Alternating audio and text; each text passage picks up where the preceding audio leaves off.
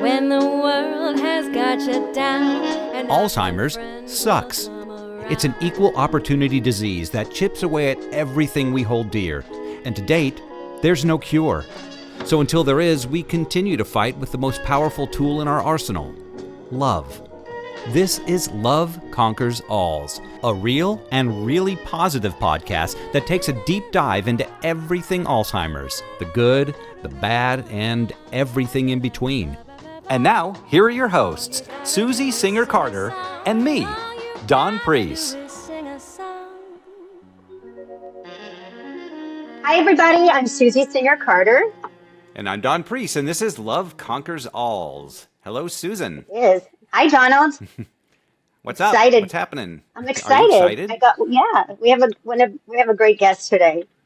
We and do. I don't usually start off with that, but we do. And I was watching our to be announced guest. Well, everyone will know because if they clicked on this, they know who it is. So, but yeah, I was thinking about after watching his keynote speech last night again, just reminded me of all the stuff that I've talked about with this person before, and just reminded me of it also reminded me of our conversation that we had with another guest recently, Lizette, who talked about elopement. Remember when we talked about elopement and how which is not getting married, for those of you who don't know what that means. Nothing to do with that, yeah. Has nothing to do with marriage and going to Vegas and doing an Elvis-style wedding. No, it has to do with, that would be fun. Yeah, no, it's really about people, with dementia escaping their facility, which often leads to disastrous, events. So, which happened to my mom when the first time I put her into a memory care unit, which I had no idea what it was. I didn't know, and she had gotten out and was like 3 miles away by the time they found her. She was determined to find her way home, I guess, right? And they were mortified. And do you remember they called me and said, "Oh, by the way, your mom was missing." They didn't call me when she was missing. They called me after they got her and said, "Everything's good. We're getting her hair done. She's happy," right? And I was mortified. And I was like, "Oh my God!" Like for the grace of God, right? Yeah, and wait, she's behind a locked door. She's behind this security locked door with somebody sitting right there, and we couldn't figure out how to get out. So no, I know, right? Yeah. We have to call somebody. And then I was thinking about the year that she lived with me, which was, my mom was so healthy, so physically healthy, full of life. She, living with her Alzheimer's. Here we are living in this loft. She's surrounded with people that, basically like her own little city that she could go and visit people every day. Like all the people, I don't know if you're not from Los Angeles, as a filmmaker, I moved into a loft in Universal City, which is basically, it was like living on a little studio because everybody there worked in the industry and everybody basically didn't use their garages. It was very industrial. They were their offices or they worked, or they had some of the recording studios. Mm-hmm. My mom was in her prime. She was often running. Every morning she had a place to go. In fact, she ended up in one of our neighbors who was a big they were rock stars from Mexico. They put my mom in their music video. Like they loved her. And my mom, everybody knew my mom. Everyone knew she had Alzheimer's, but everybody didn't care. And she, the gates were open. My mom never left because she was happy. We didn't worry about her wandering off into the streets. And I lived right on a pretty busy street. I mean, there was valet parking, there was a gate, but the gate was open. My mom did not leave because she was satisfied. She was happy as she could be, right?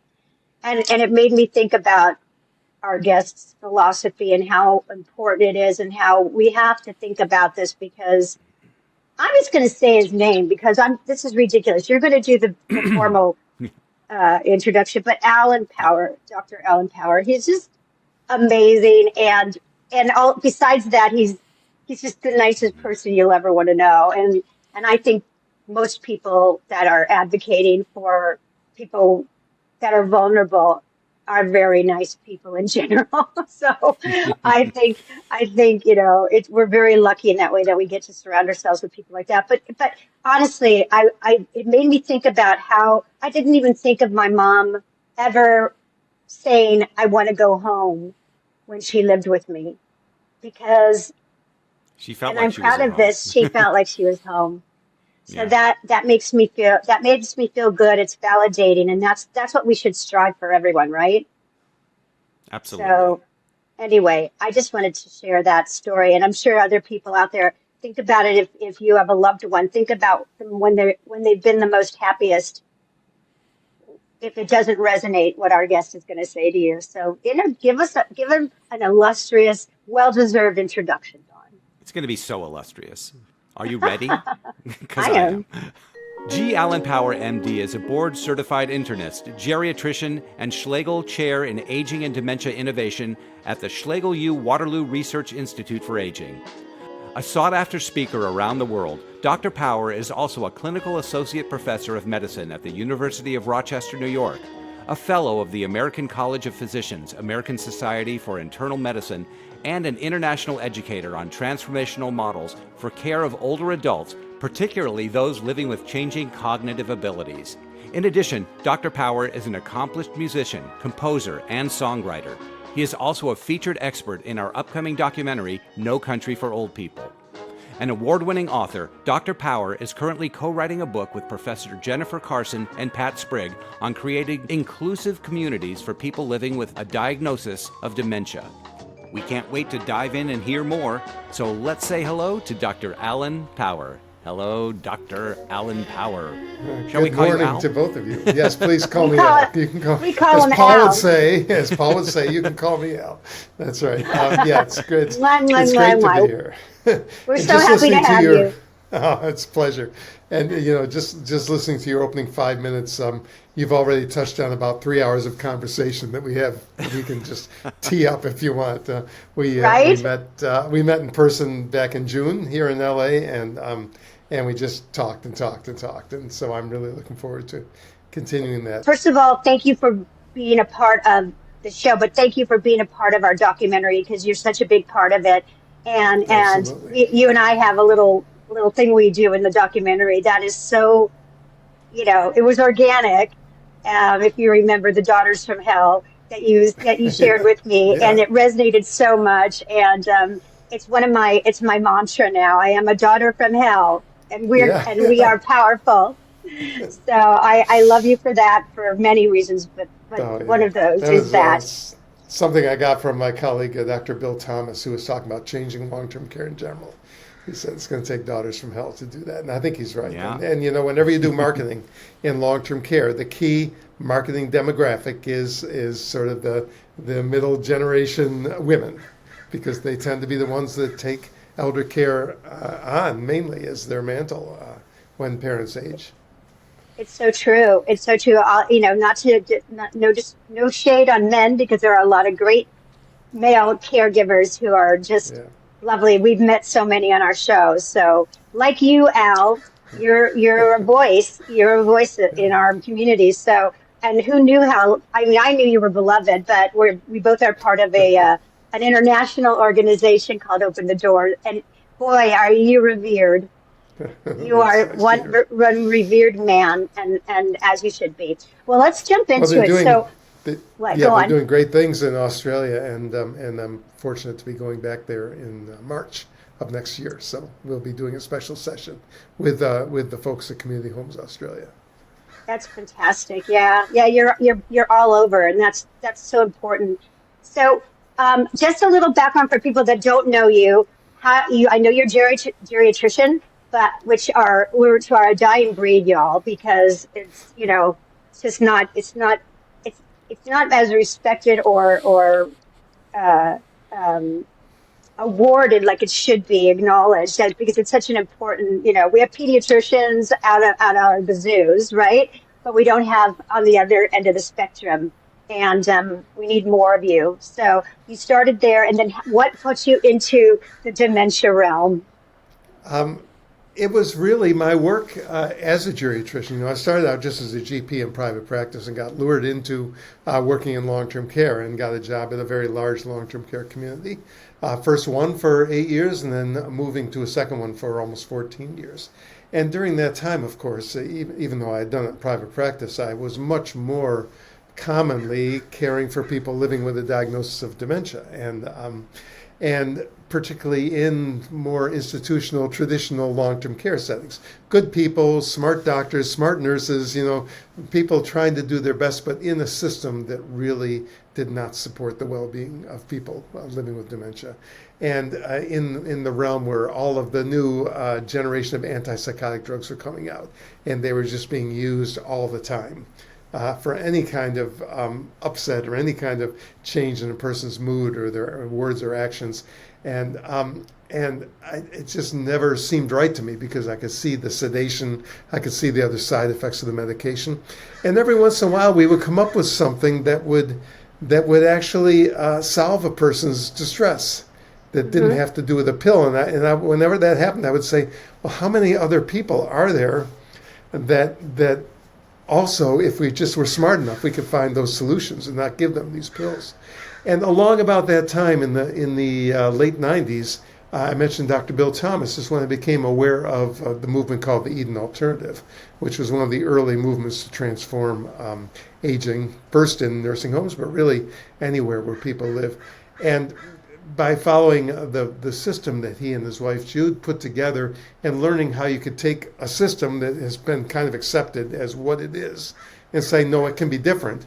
And to go through some of the ways you can transform a system, as I began to be challenged more by people who frankly thought I was underprescribing because I would make people sit down and have conversations, not just give pills automatically.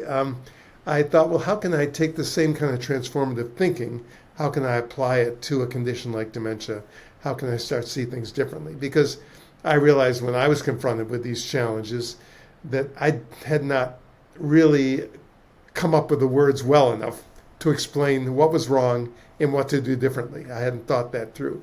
So that now we've moved forward now to the mid-2000s, and around 2007, I started working on my first book about that. I'd written a paper, sent it to the big geriatric journal. They liked it, but it wasn't evidence-based, and so they didn't print it. And so one of my mentors at the university, Dr. Bill Hall, said, well, it's hard to publish things these days that aren't primary research. Why don't you write a book?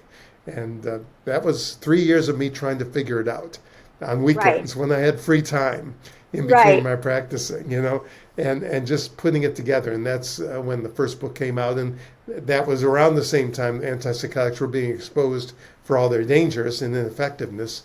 And that kind of launched another career for me. So for the past nearly 15 years now, I've just been traveling and speaking and working on refining these ideas more and more. Amazing. Because as you know, we've talked about this, and some of the people that listen to us know my mom was a victim of Depakote, and I didn't even know she was on it. And my mom was not, particularly hard to deal with at all.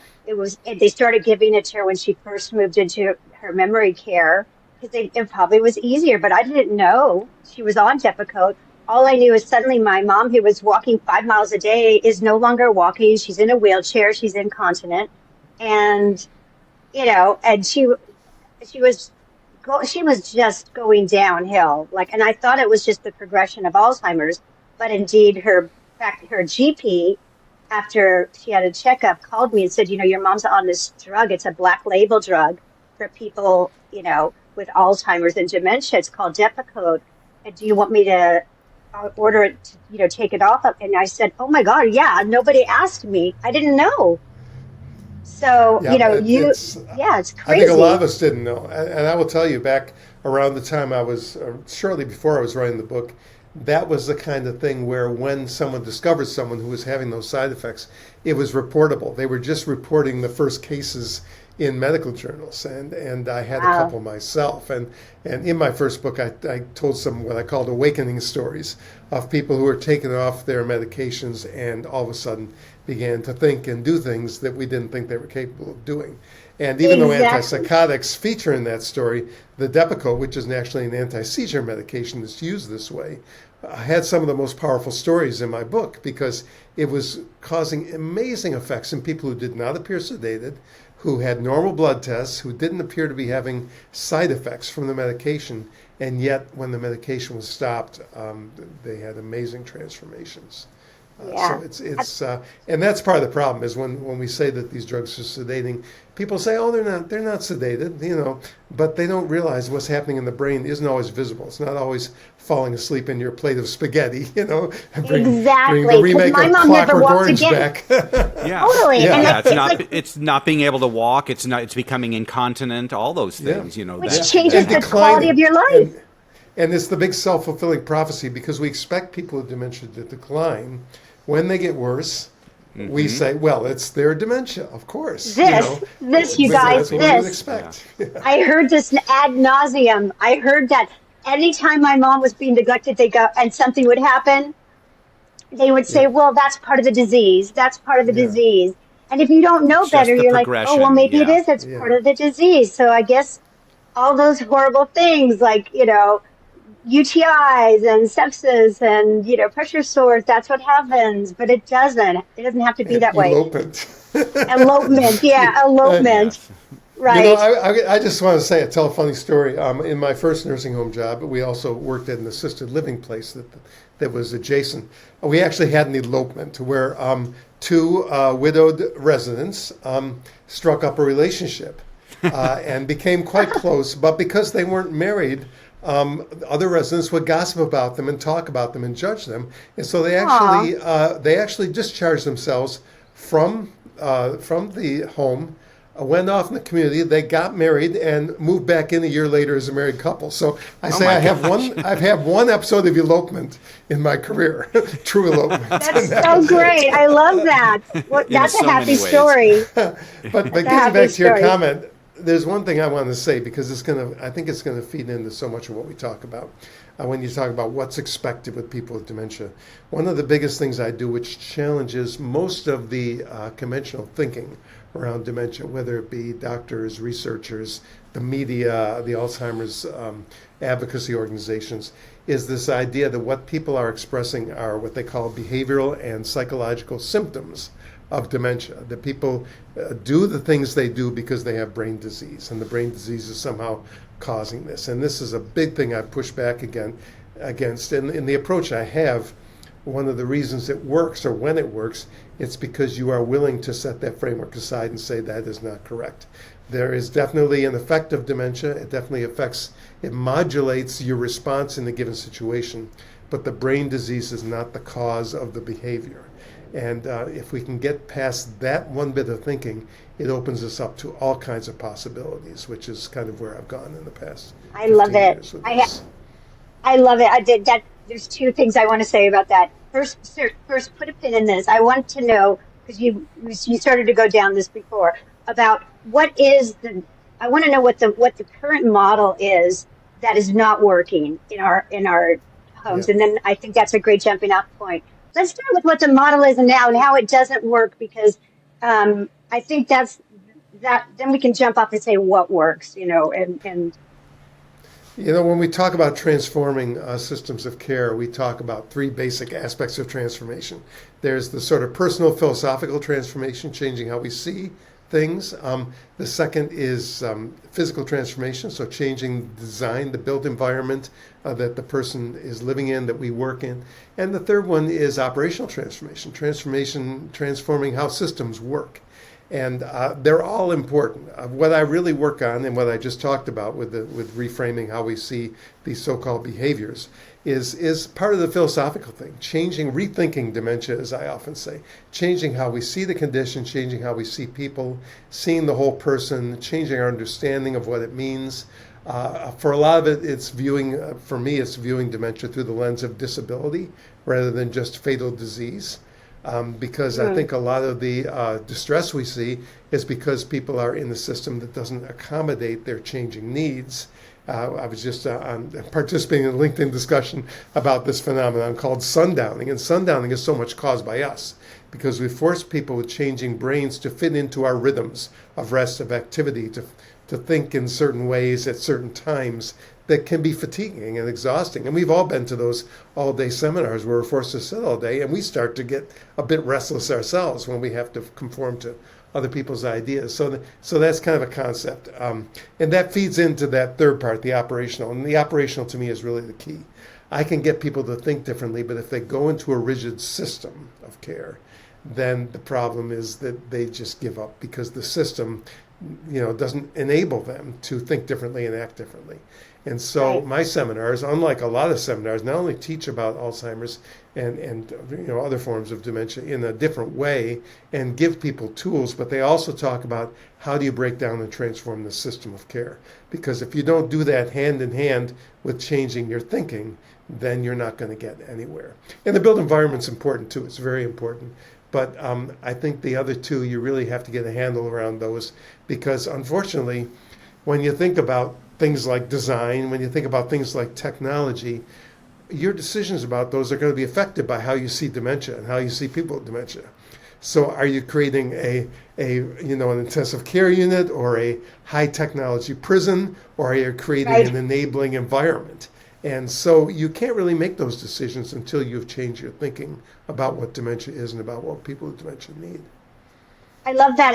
And I don't know, tell me what you think about my metaphor or my barometer for how I look at people with a debilitating disease that will get worse. But I do it as a mother. I watch my daughters grow, right? And when they're babies and they don't have their language and they don't have their mobility, we give them grace to listen with other kinds of listening, right? Cues. Are they hungry? Are they tired? Are they upset? Are they in pain? And we don't, for the most part, most of us that love children, we don't get angry. We don't say, well, she's crying, let's just give her a drug and let her shut up. We say something's wrong. There's a reason why she's crying. Right? And so when you don't have words, that's how you show communication. We do it with our pets. We listen, we watch. Is there something wrong? Are you happy? We can tell.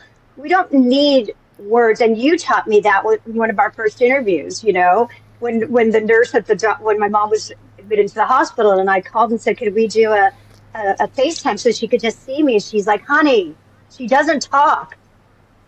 And I was like, that is the example of not understanding, right? Anyway, so, I mean, I think that's good...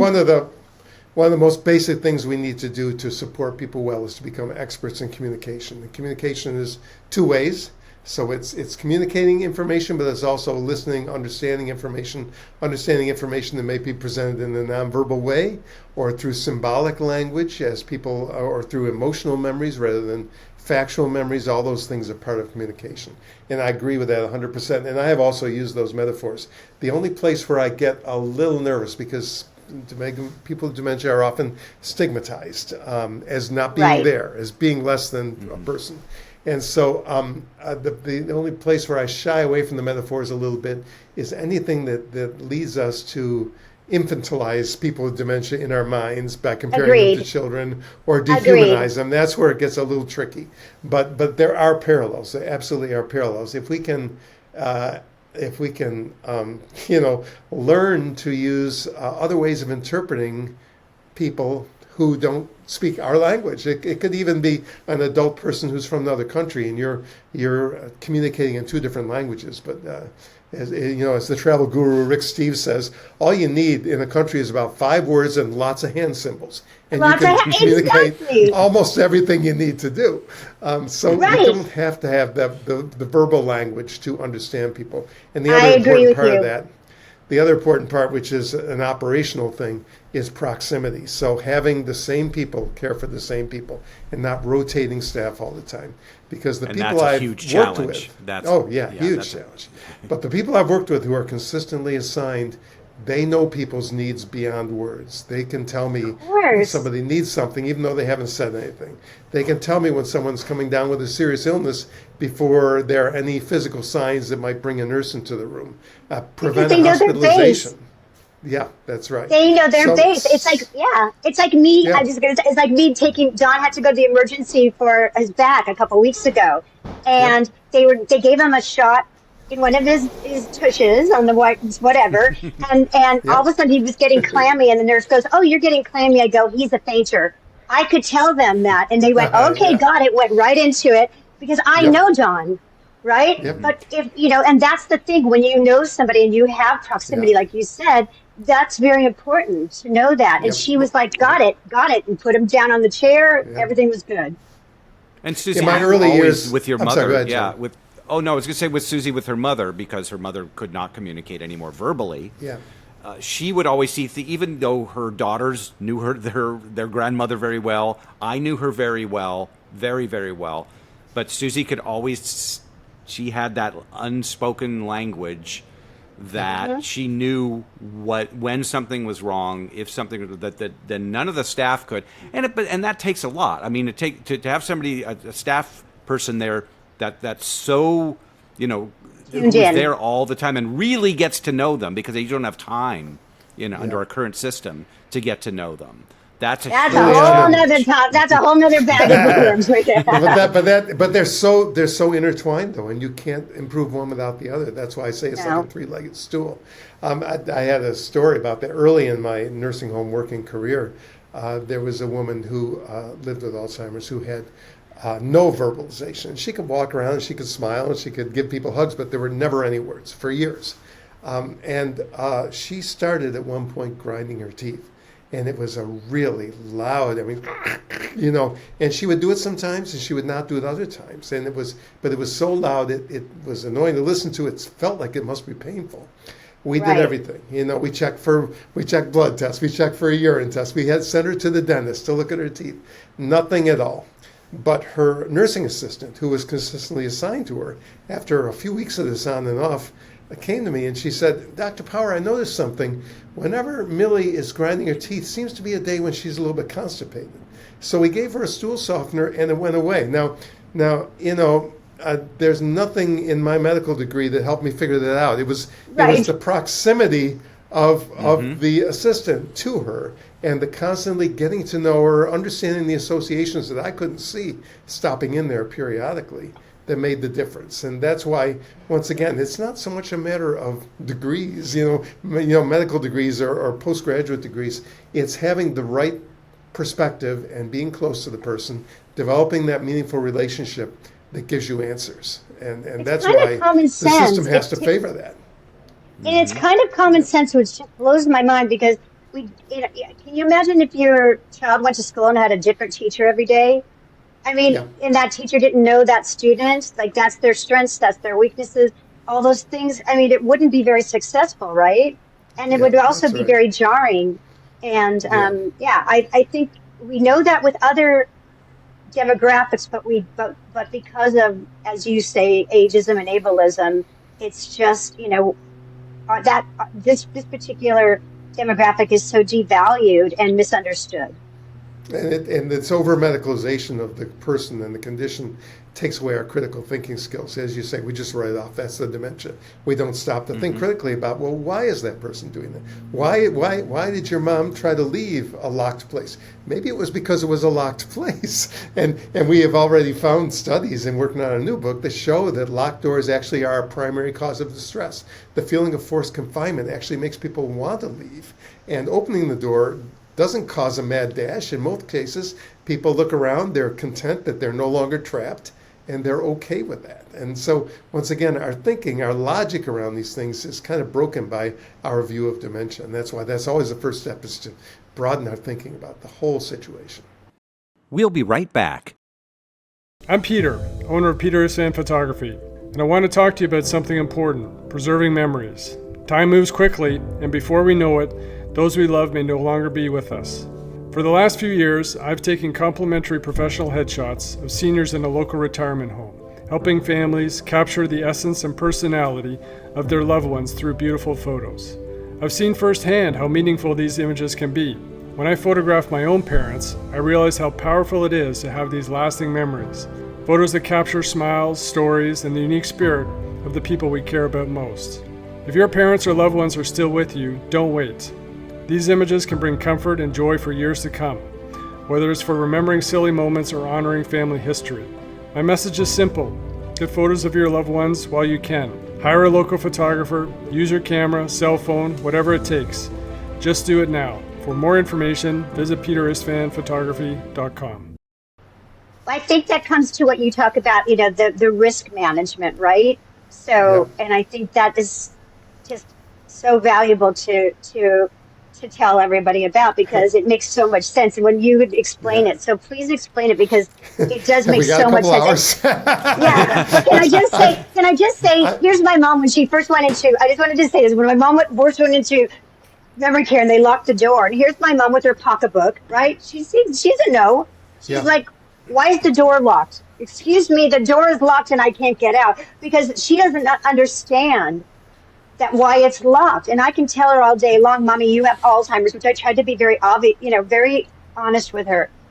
I would be infuriated if someone locked me in a room. Yeah. While I've been visiting here in California, I've actually been working on the risk chapter of our new book. And so I've been writing and thinking about this. So I'll try to encapsulate just a few points from what is already up to 7,000 words right now, pre-editing. But anyway, first of all, the rethinking dementia part. What is normal and what isn't normal? And I remind people that walking and going through a doorway is normal behavior. That's not a dementia-related behavior. We do it every day. What's abnormal is locking the door and telling people they can't leave. We're the abnormal ones, not the person with dementia. So first of all, we have to think about, we've created this artificial environment, and then we're blaming them for not being happy with the environment we forced them into. As far as risk goes, there's two sides to risk. There's upside and downside. Risk is just the chance that something will turn out differently than what you think is going to happen. So if Susie is living in memory care and she gets up and walks on her own, what's the chance she could fall? That's the downside. But also, what's the chance that your strength and balance might increase? That's the upside. Or if you go outside, yes, you could step into the road, but you could also get some sunshine, some fresh air, eat better, sleep better, be healthier, be happier. So you can never look at one side or the other. Every decision we decide to do carries some upside benefit and some downside risk. But also everything we decide not to do carries some benefit and some risk. And the amount of each depends on the decision and depends on how you go about it. So really the chapter will talk a lot about looking at both upsides and downsides and how we can maximize the upside, minimize the downside. There's no risk-free environment. There's nothing that's 100% risk-free. And we have to accept that, and we have to say, how can we improve quality of life with a reasonable assumption of risk? And that part of that, involves knowing the person, knowing their values, because some of us like skydiving, and people like me wouldn't jump out of a plane unless it was going down in flames, So we all view risk, we view risk differently, and we have to understand, we have to individualize each person's needs. So there's a lot about that, but I also talk about the risks that we didn't expect. And, we had the perfect example that everybody knows about, and that is COVID. And when you just looked at COVID from the risk benefit of infection control, then it was obvious. Lock the doors, keep families out, put people in their rooms for 14 days, wear gowns, gloves, masks. That makes sense from an infection control standpoint. But many, many thousands of people got sick and died because of isolation, because they were medicated, because they couldn't sit in their rooms for 14 days, because they were missing their routine dental and other medical checkups, because they couldn't socialize, they couldn't see their families, they were lonely. And so there are other aspects of risk that are just beyond the certain, what if we do this, what if we don't? And one of the things that happens is when you lock the door, people get upset. There's an old study from 30 years ago, we quote, that shows that the majority of episodes of distress happened during the time when they locked the door and did no other intervention. So the locked door was causing the majority of distress. And we know that many people who live in memory care are getting antipsychotics, which are dangerous, which kill people. And so we can say that we are actually saying we're keeping people safe by locking the door, but then we're giving them a drug that is known to be one of the most dangerous drugs we prescribe for people with dementia, because the locked door is making them upset. So have we made them safe? Have we really kept them safe? And you talked about how your mother didn't feel right. Part of it is if we don't feel like the place we are in is where we belong, then we're going to try to escape. So part of it's the locked door, but we'll also talk a little about how do we create well-being? How do we create the feeling of home in a place that may not be your house? How do we supply those needs that don't make you want to escape and look for them somewhere else? And so a lot of it is about how we fulfill those various aspects of well-being for people so that they don't feel the need to escape. So there's a lot in that chapter, needless to say. It's not just a matter of opening the door and walking away. Yeah. I think that comes into the position like, okay, I'm going to play our world now for the people who has somebody at home who didn't lock the door and they wandered, and now they're locking the door because of that. Not taking it all without this knowledge of how you can make your home so they don't want to walk out. So what do you say? It's like they say, wait, I didn't lock it, and they wandered away. I can't have them wandering away. What do you say to them? Yeah, and that does happen. I mean, we interviewed my good friend Joanna Fix, who lives in Colorado. She actually ran for the Mrs. Colorado pageant, and I think she won as a person living with Alzheimer's because she wanted to erase the stigma. I love that. But she went out once. In the snow, and got a little disoriented. But she saw the mailbox, saw the number, and knew that she had to go back in there. So those things do happen, and so it's a combination, first of all, of meeting needs, of giving the right cueing. That doesn't give you a 100% guarantee. People won't try to leave. But rather than lock the door, how do you create safeguards? How do you create enabling technology? How do you meet the needs that even family members don't always know how to meet because they're taught by the doctors and others to focus on the disease and not on well-being. So they might do for a person, take away their autonomy, take away their sense of meaning just by very kindly and lovingly taking over for them.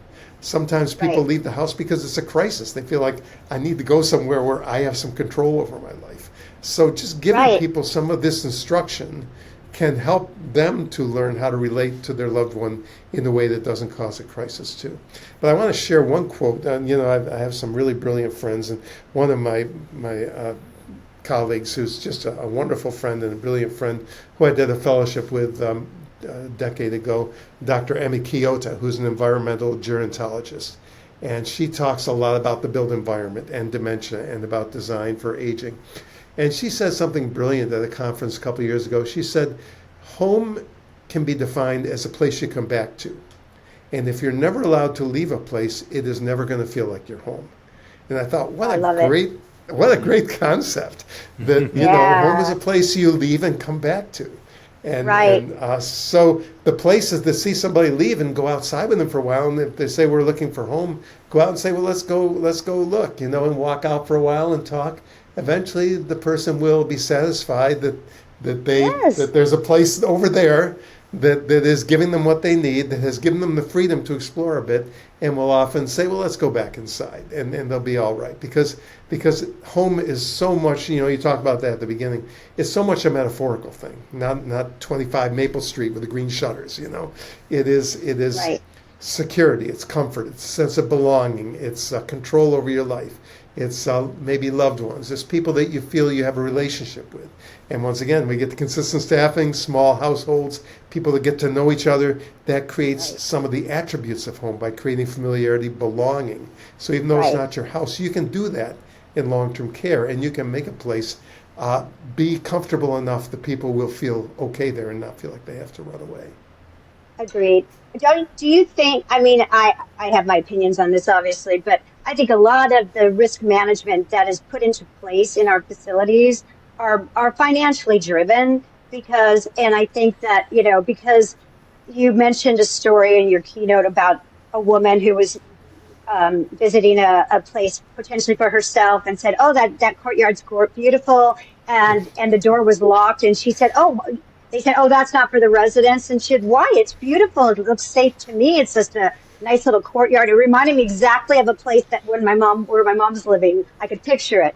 And they said, oh, well, somebody went out there and fell. Now no one's allowed out there, which is just bizarre. But it feels like that's a financially driven risk management move. Am I wrong? It is. And that's the perfect example of how critical thinking gets destroyed. That was my good friend and colleague Karen Stobie who told that story. And Karen had the brilliant answer when the woman says somebody fell and got hurt. She said, "Tell me, has anyone ever fallen indoors and gotten hurt before?" So the idea is, if someone falls in their bedroom, do we say you can never be in your bedroom again? Or if they fall in the dining room, can you never eat again? So this idea that outside is some horrible place, even though it was a beautifully designed, safe courtyard. So once again, we're not applying critical thinking. And I think there are some drivers. The regulators are certainly a driver, and they give providers, to be fair, an impossible task. They tell them to respect our residents' rights as citizens, and they say keep them safe at all times. But one of our rights is to accept risk, and so we're stuck in a catch-22 there. The other big one comes from lawyers who are willing to sue for these things. Another big one comes from the media. If somebody gets out, like your mom did, that will make the newspapers. And yet the thousands of people who are harmed by antipsychotics because the door is locked never get written up in the media. Why aren't we talking about those as fervently as we talk about the people that get out? Well, we will be in No Country for Old People. Yeah. And then lastly, society too. I think often family members have unrealistic expectations. People move to long-term care because they have risky situations, and long-term care is meant to help that, but there are no guarantees. People have conditions like dementia. They are at the end of their life. You can't expect that someone is going to go there and they'll never fall and they'll never get sick, and they may never try to leave because that's life, you know. And I was just writing about this the other day. It's interesting to me that people, you know, we say in long-term care we're going to give great nursing care and great medical care, and we know people are going to get sick. We know they're going to die, and yet we're not afraid to say we're going to do our best, even though we know that people are human. Why can't we say that with dementia and with locked doors? We're going to do our best. And we know people are human, but we're going to do our best. And why can't acceptance of risk be part of an advance directive? If I don't want a ventilator, can I also say I don't want a locked door and I'm willing to accept the risk of that? Why aren't we, you know, why aren't we talking about that? But we should, because by law, it's a human right. You know? There is a human right, though, and I think that we have that, and we don't exercise it. I have a quote for you, Al, to use for your chapter. Okay, here, and I'm going to bring it into popular. Here, this is the popular culture. I'm going to talk to you about the song "Take on Me" by Aha. It's one of my favorite lines in that song, where it goes, "It's no better to be safe or sorry. Either one is not better than the other." And I love that, because it applies to love, it applies to risk, it applies to everything in life. Either one is not better than the other. I will try that, but I'm going to warn you. When I wrote my second book, I quoted a lot of people in a lot of places, and of course I quoted, you know, music, all this stuff. The only place where I had to pay any royalties, and I had to pay a lot, was for 2 lines of Beatles songs. I had to pay hundreds of dollars. Forget about it, yeah. Maybe Aha will be cheaper. We'll see. But isn't that great? And I always say that. Maybe they'll be fair use. I don't know. I love it, though. Anyway. It's a great, and that is the catch-22. And the idea is people want perfection. There is no perfection in life. You know, to come out to California, we had to get in a car and go to the airport. We had to get on a plane and fly here. To go to the beach, you know, I had to sit in the sun. I had to go in the waves. You know, there could have been a riptide. You know, lots of things could happen. But I am balancing those risks with the potential for benefit and saying which one is greater. And so what we have to do is we have to make the potential for benefit greater than the potential for risk. And that's what our book is all about, is how to maximize the upside by going through these what we call practical pathways to inclusion. So it's not just about opening the door. It's about what does an organization do to prepare and to create the best possible environment for people to be happy and to be able to get outside in some sort of a relatively safe way. And that may involve technology. It may be GPS type things. You know, we're not going to talk about specific technology because it'll all be obsolete by the time the book comes out. But we'll talk about the principles behind choosing technology so that people can then take that, look at whatever products are out there 5 years from now or whenever they happen to read this and then know how to choose wisely. And this is the most difficult time because you don't have huge track records of this work. You have some track records. So when a family goes into a facility, If his family goes to the facility and says, okay, but we don't lock, there is no lock here. And wait a minute, what happens if they do walk through that door? Are there safeguards or anything in place that say, don't, it's okay. If they walk past that door. Jennifer and I started this book, and then we brought Pat Sprigg on as the third author. Pat was the CEO of Carol Woods Retirement Community in Chapel Hill, North Carolina, for 30 years. They are on dozens and dozens of rolling wooded acres. They have a pond, and there are no locks and there are no gates.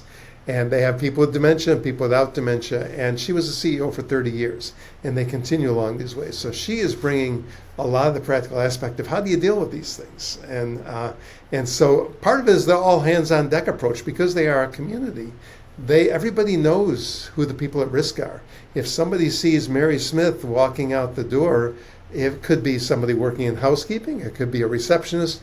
People know who to watch out for and what to do if they see somebody, how to accompany them, or how to get somebody who can accompany them to find out what they need. So once again, it's about, it takes a village, as they say. It really does to do this. And she has an amazing history, and we also interview several people in the U.S. and Canada who have successfully unlocked their doors and who tell their stories. They tell their stories of the failures, and what they learned from it. Sure. They tell how the struggles, but they also tell the great success and how it improved people's lives to do so. So we'll have plenty of those stories. And I know memory care is what people are looking for. You're right. Yeah.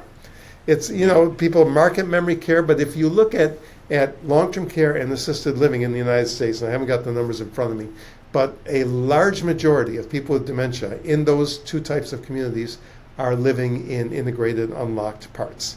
So we have selected people who live in memory care, and yet the majority of people with dementia do not live in locked memory care. And so if they can do that, let's figure out how the rest of them are doing it.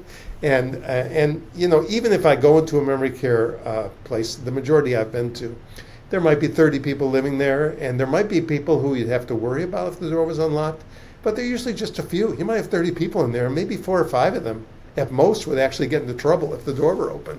But we're locking all 30 of them up instead of care planning and individualizing a program for those 5 people. And that's where the system is important, because rigid systems create a one-size-fits-all type of approach. Exactly. And one-size-fits-all fits nobody. That's about it. Doesn't work in any situation. It doesn't work in education. It doesn't work in medical. It doesn't work in anything. If it did, there'd be one-size clothing, right? I mean, it doesn't work. It doesn't work. I want to say that when I was under 2 years old, because we moved from this house that I'm thinking of, I was 18 months, and I walked really early. Can you imagine that? I walked I think my mom said I was like 7 months old. I would climb out of my crib, and I was out the door. I wanted to go places. Knowing you now, I guess I can believe that. Right? And so my mom, I opened the door. My mom said that she couldn't keep it locked. The neighbors all knew me. I went to the neighbor next door because she had teenage kids, and she made breakfast early. So I was going to go get pancakes. So I come over there. I had to take my diaper off. And they call my mom and go, Susie's over here. She needs a diaper, and we're giving her breakfast, right? I mean, and it was the community, because that was who Susie was. I'm not saying it was the safest thing my mom did, but I'm just saying, I was a happy little girl. And let's go back hundreds of years. Neurodiversity, including dementia, was kind of an accepted part of society. You had, Tom sitting over there in the corner, and that's who Tom is. We didn't lock him away. At some point, and you can read Michel Foucault, I suppose, to understand all this, at some point we started locking people away. We started creating systems of confinement for people that were not normal. That were a lot like our prison systems. Yeah, exactly. Yeah. But this is about accepting diversity in society. And once again, if you look at dementia as a cognitive disability through that lens, we know there's disease there, but every disability is caused by a disease, an injury, a condition of birth. So why can't you say, yes, dementia is a disease that does involve disease of the brain or injuries, but it also can be viewed through the social model of disability lens. And I often use the metaphor, if we had a person in a wheelchair who had a flight of stairs and no ramp, we wouldn't ask them to use the stairs, but we ask people with changing brains to conform to our systems, or we lock them if they can't. And if the person tried to use the stairs and got upset, we would never say that his anger is a symptom of his paralyzed legs. And yet we say that the anger of a person with dementia is a symptom of dementia. And so Oh my once God, again, so you know, true. my greatest And mentor, the late Richard Taylor, who lived with Alzheimer's, and the first time I met him in person, you know, this keynote statement he made that stuck with me is, "I'm not dying of a fatal disease, I'm living with a chronic disability." And those two shifts, from dying to living, disease to disability, changed my world when I heard him say that. Amazing. And isn't it like we put so much stock in memory, like remembering. We do it with our friends and family. We say, well, I told you that. Don't you remember? Oh my God, you have no memory. Like, what's wrong with you? You know, to someone who doesn't have a cognitive disease. We put so much, you know, stock in it as if it makes you smarter or better or whatever. And it's like, you know, I say memories are so yesterday because who cares? Right? I mean, at some point, it doesn't really matter. Like, you know, I learned from one of my other mentors, which is, you know, Judy Cornish, for the Dawn Method, who taught me when I was, as my mom was progressing, to, instead of making my mom have to think about who she was seeing when I walked in the door, I let her know. Hi, Mommy, it's your favorite daughter. I'm here. Well, I'm your only daughter, but I'm still your favorite daughter. It's Susie. So she wouldn't have to think about it and feel embarrassed. And she always was so great. She'd be so happy to see me. So, and that was a game changer for me.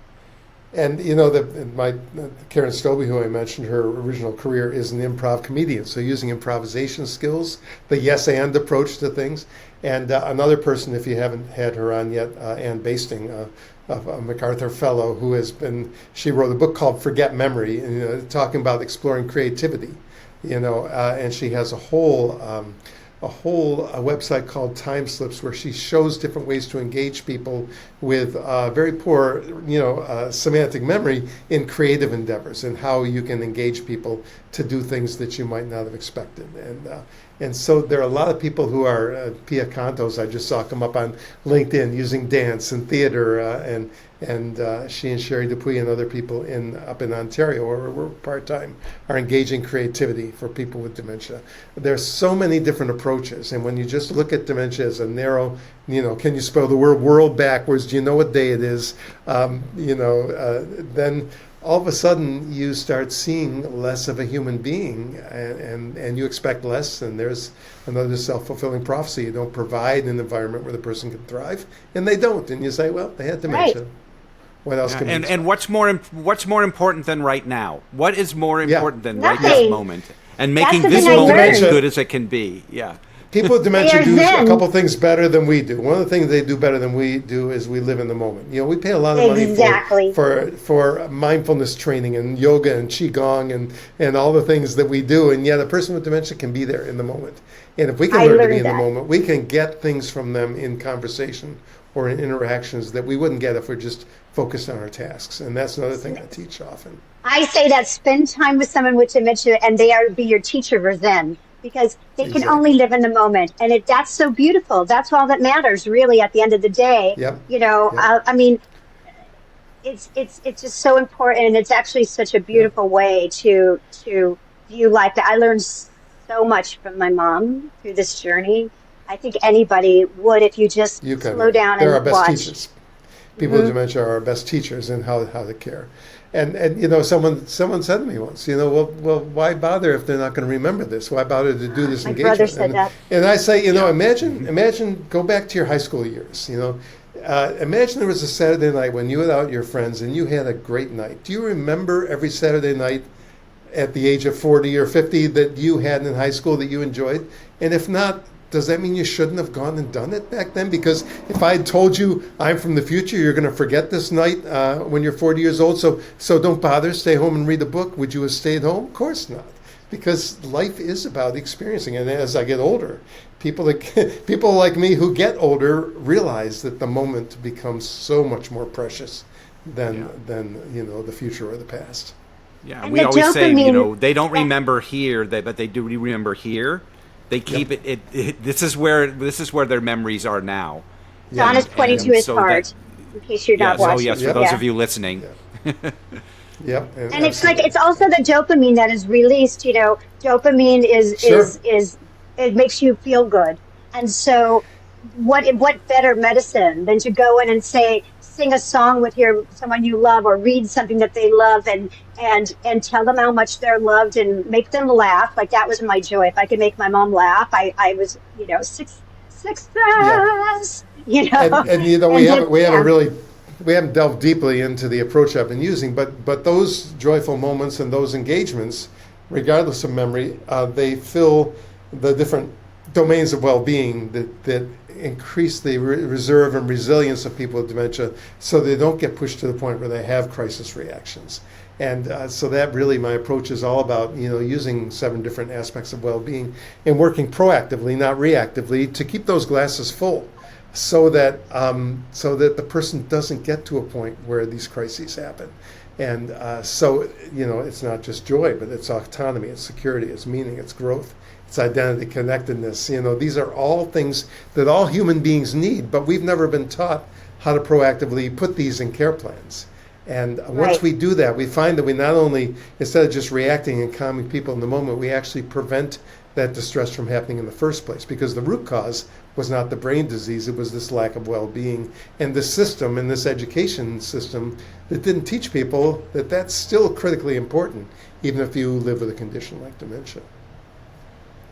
Can you just talk a lot about, besides locked doors and, like you just said, autonomy and well-being, like the segregation of people with dementia, and how does that work? What is that the cause of, and why do we do it? I think a lot of it is stigma and fear. We fear dementia. People say it's more feared now than cancer. It's the number one feared condition for adults. And we don't understand people, and we don't want to look at it because it reminds us of what could be a potential future for ourselves. We are taught that these people, have behaviors that some people think that they can be dangerous because they have this condition, and so we kind of want to not have to engage with that in our daily lives. And some of the most stigmatizing people are older people. So you will see in retirement communities people saying, I don't want those people around. Even some people complain that there are too many walkers or too many wheelchairs in the dining room, because once again, ageism was defined years ago as a prejudice against our feared future selves. Yes. And I think that has a lot to do with this. And once again, it became a marketing ploy to tell people this is better care. And in our book, we will look at all the studies and show how it is not better care. And in many cases, it can lead to more harmful effects to separate people away from other people. So a lot of it is just misunderstandings, really, and that's where education is so critical. Wow. So, and that really is the key, right? It's really the key is the education for people. Absolutely. Because stigma is such a big problem. I saw it in not only my family and my community, I saw it in the healthcare system, where just the misunderstanding and the stigma of somebody with dementia or any cognitive, issue, mild cognitive issue, even, the lack of patience, the lack of understanding, the lack of respect. Yeah. I was speaking for the Alzheimer's Society up in Minnesota, doing an annual symposium. And after I gave my keynote, a woman came up to me in the audience, a community member, and she said, I've just been diagnosed as having mild cognitive impairment. Now, we know mild cognitive impairment, the majority of people do not progress or go back to normal in their testing in years down the road. It is not, a given that you're going to get Alzheimer's. But she was labeled as having mild cognitive impairment. She said her family was already saying, you can't do things anymore. We have to take over for you based on that number. And once again, when you look at people as a number and as a certain set of very reductionistic skills, then you don't understand the capabilities people have. The woman who can't tell you where she lives or the names of all her children, who can sit down and play the piano by ear and improvise as she does. I've seen people who can do that. So we're not viewing people properly, and therefore we're not giving them the opportunities that they need to live as well as possible, in spite of their diagnosis. When you segregate people with it takes away all these other people who could be talking to them, who could be, who, in a different way than as Well, it's opposed to all these people community. just, who can't communicate with each other. Put them in places where they can communicate. You look at some of these countries where they're having college students literally moving into facilities and living there. Yep. As opposed to just saying, no, let's put all the old people over here and let's put all, the segregation makes no sense. And the benefit is mutual, by the way. Many people find older people who are retired who may feel like they're not being doing as much meaningful, purposeful work as they used to. They can have a caregiving role. They can actually help support other people that have other needs. And as you say, it's beneficial both ways. I've certainly gained so much from the people I've interacted with who have lived with the diagnosis. That it's about relationships, and it's about relationships being bidirectional and benefiting all parties. Absolutely. Mm-hmm.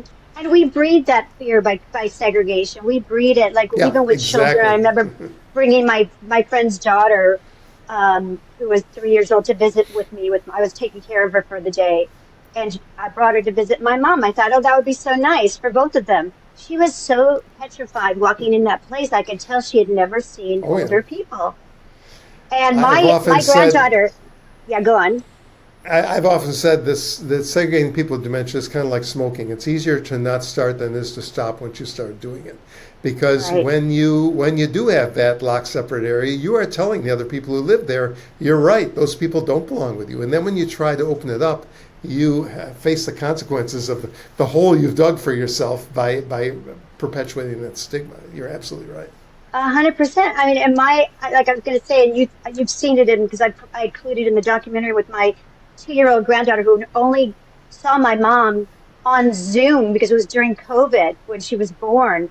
And when she finally got to see her, she wasn't afraid at all. And here's my mom with very high acuity at this point. She climbed into bed with her, laid her head on her, looked at her, laughed, made her laugh. They kissed each other, and she was like, nanny, nanny, nanny, nanny. Not a fear in her. Not a fear. Yeah. And I think that's so healthy. That's why intergenerational engagements are so important. There's at least one nursing home, I believe it's in Kansas, that actually has a kindergarten embedded in the home. They have a little sort of schoolhouse built, and they spend some of the time in there doing lessons and some of the time doing things with the people who live there.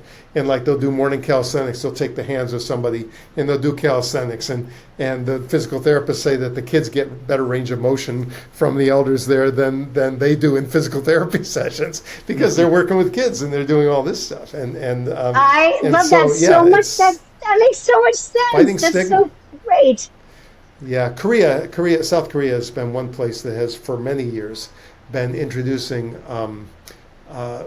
connecting teenagers, in particular children, with older people, with people with dementia, with people in long-term care, to try to help them have better understanding, reduce stigmatization of the older generation.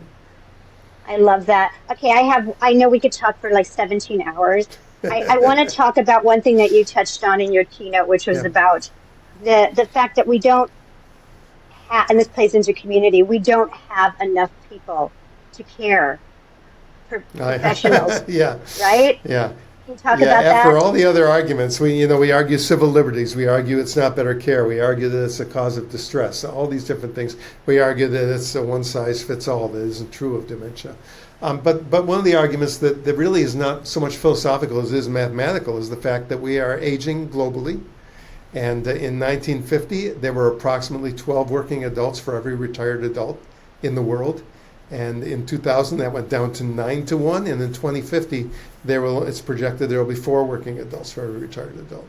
So we can't, it goes beyond dementia. It's really aging. We can't just keep building separate campuses for older people to live on because there will be no one to build and staff and maintain them. Because we still have lawyers and teachers and construction workers and firefighters and all the other people that we need in society. And filmmakers, producers. Yeah, exactly. So aging in community is the only solution. And even when you talk about the most beautiful places that you can think of for people with dementia, we can't just accommodate the increasing number of people with dementia by separate, gorgeous, even open, inclusive campuses. We have to find ways to keep people in their communities longer. There will always be some congregate living because not everybody can live in their own house or apartment until the day they die. But we got to do much better at it. And that's why the recent discussion that was raised in the political campaign about expanding Medicare to cover more home services. Yeah. These are important conversations because we do not have enough support for living at home. You know, if you got a lot of money, you can get care aides or nurses, or if you've just been in the hospital, you know, for a week or two. But beyond that, it's very difficult to get the support you need. And communities are not designed in America for aging. Yeah, ironically, some of the best communities are places like New York City, where you have a grocery store in the corner and you have public transport. When you live in a suburb and you can't even get a bottle of milk without hopping in your car, you're in trouble. And so we've got to really figure out how can we better create communities that embrace and support each other as we age. And part of that is the natural retirement communities, the village models, all the different things that are out there. There's no one size fits all. Once again, there's many different varieties, but we need to engage our politicians, our civic designers, our planners in our community in understanding better how we can accommodate ourselves as we age instead of just thinking about some other place we can move people to.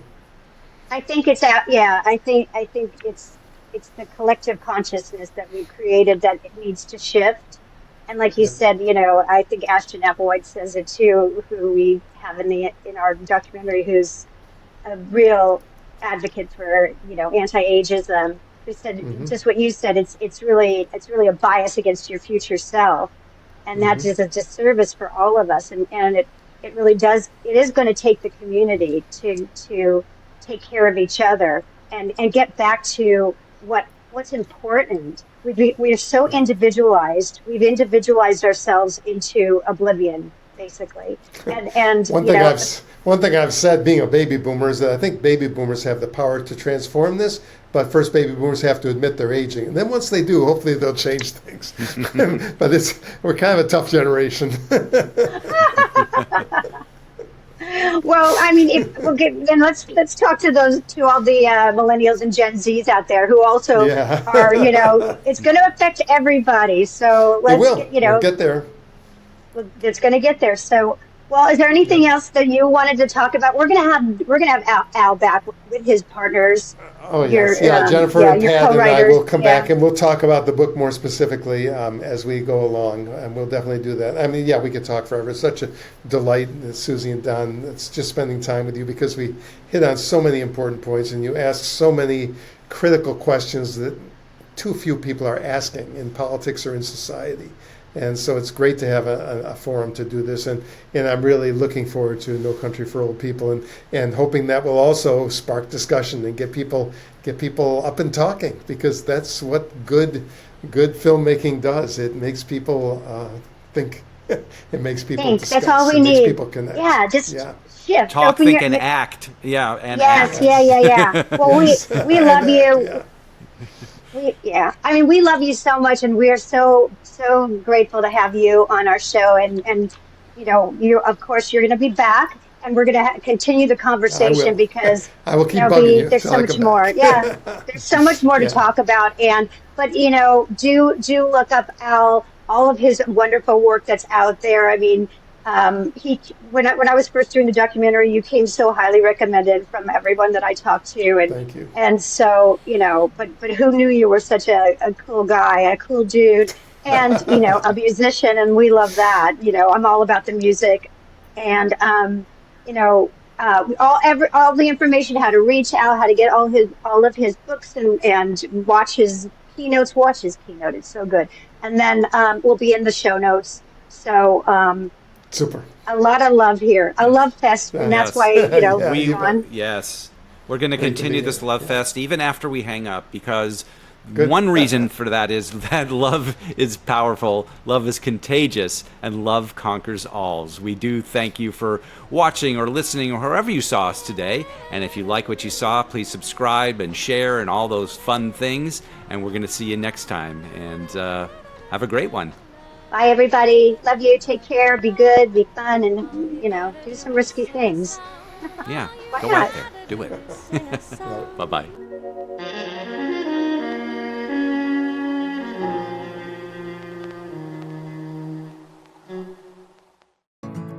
I'm Angela Fairhurst, founder of Jerry Gadgets, a revolutionary solution for dementia care. Inspired by my personal journey caring for my mother with dementia, I developed patented sensory tools that engage loved ones, reduce anxiety, and create joyful moments without medication, providing much-needed relief for caregivers. Jerry Gadgets currently come in 3 silicone buckets with activities like flower arranging, shape sorting, and tactile fidgets, with more in development. Each Jerry Gadget is designed to stimulate the senses, fostering connection and communication, even at advanced stages of cognitive decline. Non-toxic, built to last, and dishwasher safe, Jerry Gadgets transform caregiving by promoting engagement, improving quality of life, and offering caregivers a respite from constant supervision. Discover how our innovative products can bring joy and meaningful interaction to your loved ones with dementia while easing the caregiver's burden. Visit jerrygadgets.com to learn more and start making every moment count. For a limited time, you can get 20% off your next order of Jerry Gadgets by going to www.ssww.com, Jerry Gadgets for Dementia.